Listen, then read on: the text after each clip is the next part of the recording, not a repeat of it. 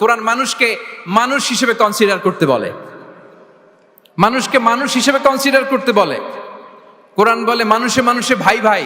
আপনারা শুনেছেন যে কাতারে যে ফিফা ওয়ার্ল্ড কাপটা হলো, একটা আয়াত তেলাওয়াত করে তারা ওয়ার্ল্ড কাপটার ইনগ্রেশন প্রোগ্রাম করেছে। আপনারা জানেন আয়াতটা কি ছিল? হ্যাঁ, ইয়া আইয়ুহান নাসু ইন্না খালাকনাকুম মিন যাকারিন ওয়া উনসা ওয়া জাআলনাকুম শুউবান ওয়া ক্বাবাইলা লিতাআরাফু। সুবহানাল্লাহ, কত পাওয়ারফুল মেসেজ। কোরআনিক গাইডেন্স আমাদেরকে কি শিখায় দেখেন।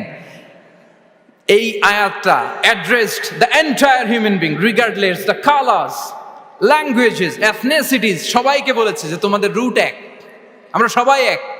ফ্রম অ্যাডাম এন্ড ইভ, আদম আলাইহিস সালাম, হাওয়া আলাইহিস সালাম, এখান থেকে আমরা এসেছি। আস্তে আস্তে আস্তে আস্তে এই হিউম্যান জেনারেশন।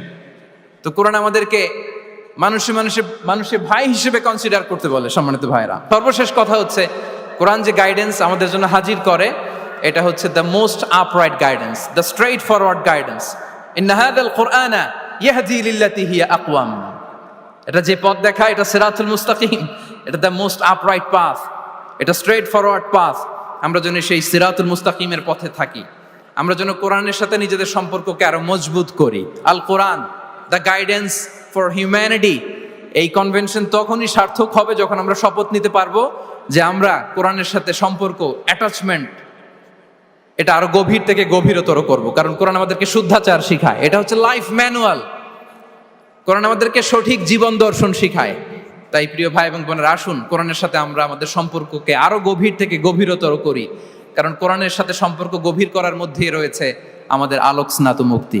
আল্লাহ তাআলা আমাদের সবাইকে কথাগুলো বোঝার ও আমল করার তৌফিক দান করুক। হাযা মা ইনদি ওয়াল ইলমু ইনদাল্লাহ আলাইহি তাওয়াক্কালতু ওয়া ইলাইহি উনীব। আসসালামু আলাইকুম ওয়া রাহমাতুল্লাহি তাআলা ওয়া বারাকাতুহু।